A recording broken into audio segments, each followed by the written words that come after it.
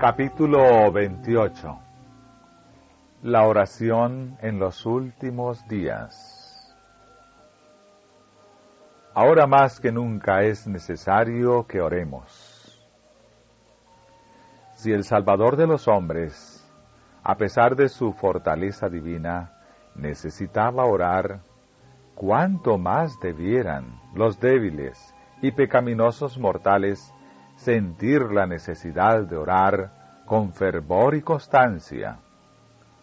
Cuando Cristo se veía más fieramente asediado por la tentación, no comía, se entregaba a Dios, y gracias a su ferviente oración y perfecta sumisión a la voluntad de su Padre, salía vencedor. Sobre todos los demás cristianos profesos, debieran los que profesan la verdad para estos últimos días imitar a su gran ejemplo en lo que a la oración se refiere. Nuestra responsabilidad de orar por más años de gracia. Debe haber más espiritualidad, una consagración más profunda a Dios y un celo en su obra que nunca se ha alcanzado todavía. Debe dedicarse mucho tiempo a la oración para que la vestidura de nuestro carácter sean lavadas y emblanquecidas en la sangre del Cordero. Debemos en forma especial y con fe inquebrantable pedir a Dios que dé ahora a su pueblo gracia y poder. No creemos que haya llegado plenamente el tiempo en que han de restringirse nuestras libertades. El profeta vio 4 ángeles que estaban sobre los 4 ángulos de la tierra, deteniendo los 4 vientos de la tierra, para que no soplase viento sobre la tierra, ni sobre la mar, ni sobre ningún árbol. Otro ángel que ascendía desde el oriente, clamó a ellos diciendo: no hagáis daño a la tierra, ni al mar, ni a los árboles, hasta que señalemos a los siervos de nuestro Dios en sus frentes. Esto señala la obra que tenemos que hacer ahora. Una gran responsabilidad incumbe a los hombres y mujeres que oran en todo el país, para que pidan a Dios que rechace la nube del mal y nos conceda algunos años más de gracia en que trabajar para el Maestro. Clamemos a Dios para que sus ángeles retengan los 4 vientos hasta que los misioneros sean enviados a todas partes del mundo y proclamen la amonestación contra los que desobedecen la ley de Jehová.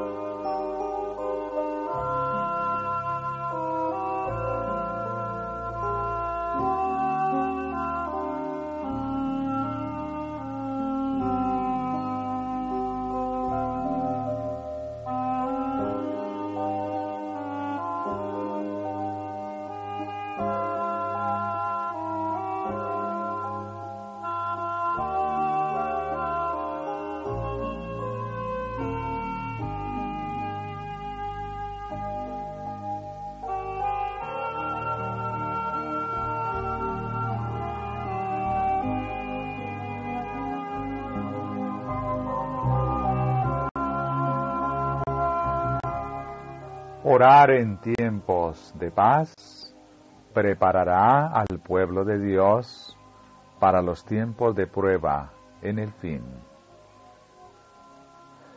Los siervos de Cristo no habían de preparar discurso alguno para pronunciarlo cuando fuesen llevados a juicio.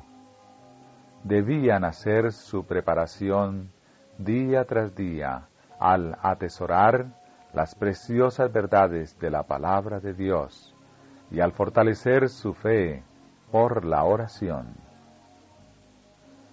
Cuando fuesen llevados a juicio, el Espíritu Santo les haría recordar las verdades que necesitasen. Un esfuerzo diario y ferviente para conocer a Dios y a Jesucristo, a quien Él envió, y va a impartir poder y eficiencia al alma. El conocimiento obtenido por el escrutinio diligente de las Escrituras iba a cruzar como rayo en la memoria al debido momento. Pero si algunos hubiesen descuidado el familiarizarse con las palabras de Cristo y nunca hubiesen probado el poder de su gracia en la dificultad, no podrían esperar que el Espíritu Santo les hiciese recordar sus palabras. Habían de servir a Dios diariamente, con afecto indiviso, y luego confiar en Él. Vivimos en el periodo más solemne de la historia de este mundo. La suerte de las innumerables multitudes que pueblan la tierra está por decidirse. Tanto nuestra dicha futura como la salvación de otras almas dependen de nuestra conducta actual. Necesitamos ser guiados por el Espíritu de verdad. Todo discípulo de Cristo debe preguntar seriamente: Señor, ¿qué quieres que haga? Necesitamos humillarnos ante el Señor, ayunar, orar y meditar mucho en su palabra, especialmente acerca de las escenas del juicio. Debemos tratar de adquirir actualmente una experiencia profunda y viva en las cosas de Dios, sin perder un solo instante. En torno nuestro se están cumpliendo acontecimientos de vital importancia. Nos encontramos en el terreno encantado de Satanás. Los tiempos de apuro y angustia que nos esperan requieren una fe capaz de soportar el cansancio, la demora y el hambre. Una fe que no desmaye a pesar de las pruebas más duras. El tiempo de gracia les es concedido a todos a fin de que se preparen para aquel momento. Jacob prevaleció porque fue perseverante y resuelto. Su victoria es prueba evidente del poder de la oración importuna. Todos los que se aferren a las promesas de Dios, como lo hizo Él, y que sean tan sinceros como Él lo fue, tendrán tan buen éxito como Él. Los que no están dispuestos a negarse a sí mismos, a luchar desesperadamente ante Dios y a orar mucho y con empeño para obtener su bendición, no lo conseguirán. Cuán pocos cristianos saben lo que es luchar con Dios. Cuán pocos son los que jamás suspiraron por Dios con ardor hasta tener como intención todas las facultades del alma. Cuando olas de indecible desesperación envuelven al suplicante, cuán raro es verles atenderse con fe inquebrantable a las promesas de Dios. La oración nos ha de salvaguardar hasta el fin. Hasta que el conflicto termine, habrá quienes se aparten de Dios. Satanás ordenará de tal manera las circunstancias que, a menos que seamos guardados por el poder divino, ellas debilitarán casi imperceptiblemente las fortificaciones del alma. Necesitamos preguntar a cada paso: ¿es este el camino del Señor? Mientras dure la vida, habrá necesidad de guardar los afectos y las pasiones con propósito firme. ni un solo momento podemos estar seguros, a no ser que confiemos en Dios y tengamos nuestra vida escondida en Cristo. La vigilancia y la oración son la salvaguardia de la pureza. Todos los que entren en la ciudad de Dios lo harán por la puerta estrecha, con esfuerzo y agonía, porque no entrará en ella ninguna cosa sucia o que hace abominación. Pero nadie que haya caído necesita desesperar. Hombres de edad, que fueron una vez honrados por Dios, pueden haber manchado sus almas y sacrificado la virtud sobre el altar de la concupiscencia.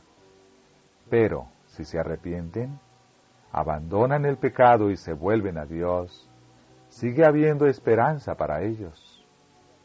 El que declara, sé fiel hasta la muerte, y yo te daré la corona de la vida.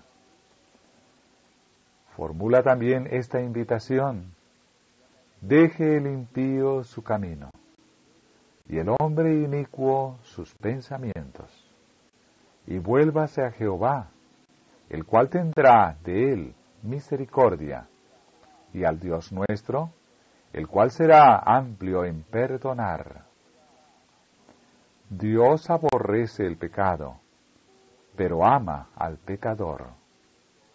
Declara, yo medicinaré su rebelión, los amaré de voluntad.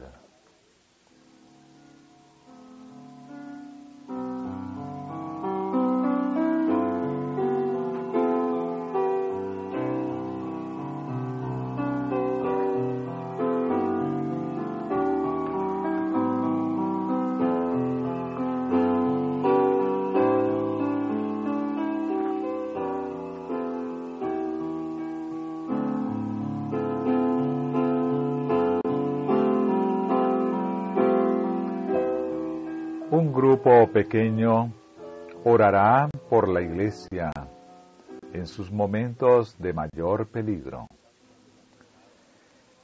La levadura de la piedad no ha perdido todo su poder. En el tiempo en que son mayores el peligro y la depresión de la Iglesia, el pequeño grupo que se mantiene en la luz estará suspirando y clamando por las abominaciones que se cometen en la tierra, pero sus oraciones ascenderán más especialmente en favor de la Iglesia, porque sus miembros están obrando a la manera del mundo. No serán vanas las oraciones de estos pocos fieles. Cuando el Señor salga como vengador, vendrá también como protector de todos aquellos que hayan conservado la fe en su pureza y se hayan mantenido sin mancha del mundo. Será entonces el tiempo en que Dios prometió vengar a sus escogidos que claman día y noche, aunque sea longánimo con ellos.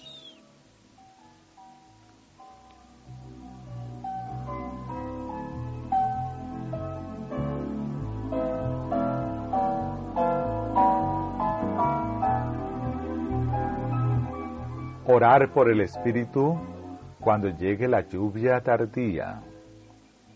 No podemos depender de la forma o de la maquinaria externa. Lo que necesitamos es la influencia vivificante del Santo Espíritu de Dios.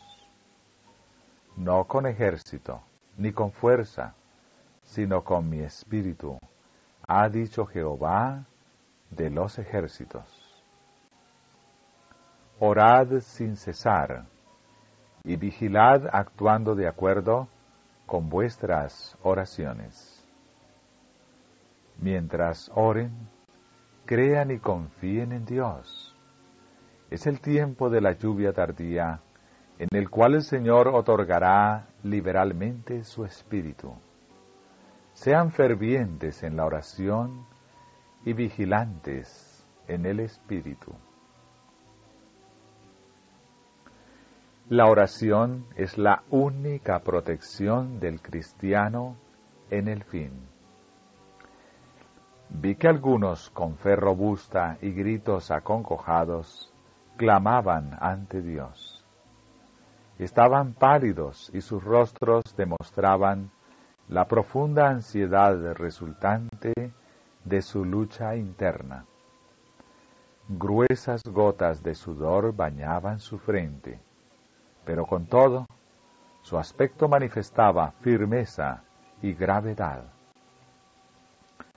De cuando en cuando brillaba en sus semblantes la señal de la aprobación de Dios, y después volvían a quedar en severa, grave y anhelante actitud. Los ángeles malos los rodeaban, oprimiéndolos con tinieblas, para ocultarles la vista de Jesús y para que sus ojos se fijaran en la oscuridad que los rodeaba, a fin de inducirlos a desconfiar de Dios y murmurar contra Él. Su única salvaguardia consistía en mantener los ojos alzados al cielo, pues los ángeles de Dios estaban encargados del pueblo escogido y, mientras que la ponzoñosa atmósfera de los malos ángeles circundaba y oprimía a las ansiosas almas, los ángeles celestiales batían sin cesar las alas para disipar las densas tinieblas. De cuando en cuando Jesús enviaba un rayo de luz a los que angustiosamente oraban para iluminar su rostro y alentar su corazón. Vi que algunos no participaban en esta obra de acongojada demanda, sino que se mostraban indiferentes y negligentes, sin cuidarse de resistir a las tinieblas que los envolvían, y éstas los encerraban como una nube densa. Los ángeles de Dios se apartaron de ellos y acudieron en auxilio de los que anhelosamente oraban. Vi ángeles de Dios que se apresuraban a auxiliar a cuantos se empeñaban en resistir con todas sus fuerzas a los ángeles malos y procuraban ayudarse a sí mismos invocando perseverantemente a Dios. Pero nada hicieron sus ángeles por quienes no procuraban ayudarse a sí mismos, y los perdí de vista.